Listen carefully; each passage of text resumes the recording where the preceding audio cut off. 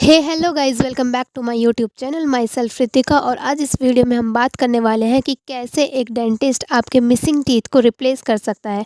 हालांकि एक डेंटिस्ट के पास बहुत सारे ही ऑप्शंस अवेलेबल होते हैं, लेकिन आपकी टीथ की कंडीशंस देखने के बाद, आपकी ओरल कैविटी की कंडीशंस देखने के बाद और कौन सा ऑप्शन आपके लिए कॉस्ट इफ़ेक्टिव होगा, ये सब देखने के बाद हम आपके लिए एक ट्रीटमेंट प्लान चूज़ करते हैं।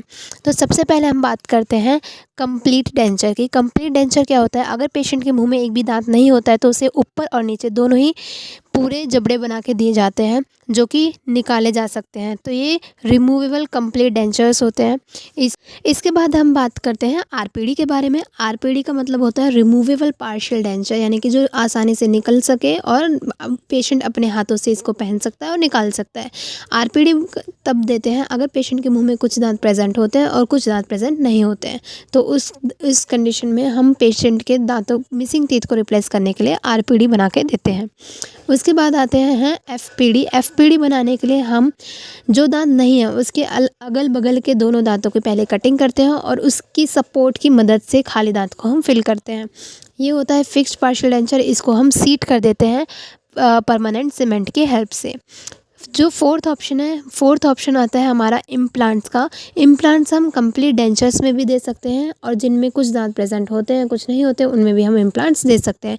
जिनमें हम इम्प्लांट्स, जो कंप्लीट डेंचर वाले पेशेंट्स होते हैं जिनमें हम अगर इम्प्लांट्स प्लान कर रहे हैं देने के लिए, तो उसमें ऊपर और नीचे कुछ इम्प्लांट पहले लगाए जाते हैं और उसके ऊपर फिर सीढ़ी बनाया जाता है।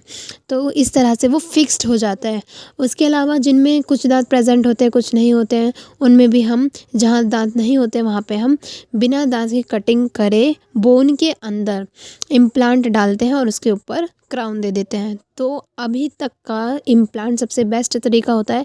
इम्प्लांट देने के लिए हमें बहुत सारी चीज़ों का बहुत ध्यान देना होता है कि पेशेंट को कोई सिस्टमिक डिसीज़ तो नहीं है, जैसे कि डायबिटीज़ या फिर कोई ब्लीडिंग डिसऑर्डर तो नहीं है, क्योंकि ऐसी कंडीशंस में इम्प्लांट का फेल होने का चांसेस होता है। तो मोटे मोटे तौर पर यही 4 ऑप्शंस होते हैं। इन्हीं के अंदर बहुत सारे मॉडिफिकेशंस हो जाते हैं आपकी टीथ की कंडीशंस या फिर ओरल कैविटी की कंडीशंस या आपकी सिस्टमिक कंडीशंस देखने के बाद। तो सीडी, आरपीडी, एफपीडी और इम्प्लांट से हमारे पास जो 4 मोटे मोटे अवेलेबल होते हैं ऑप्शंस, इनमें से आपके लिए एक ऑप्शन डेंटिस्ट चूज़ करता है। तो आज की वीडियो के लिए सिर्फ इतना ही। आगे के लिए डू सब्सक्राइब। Thank you.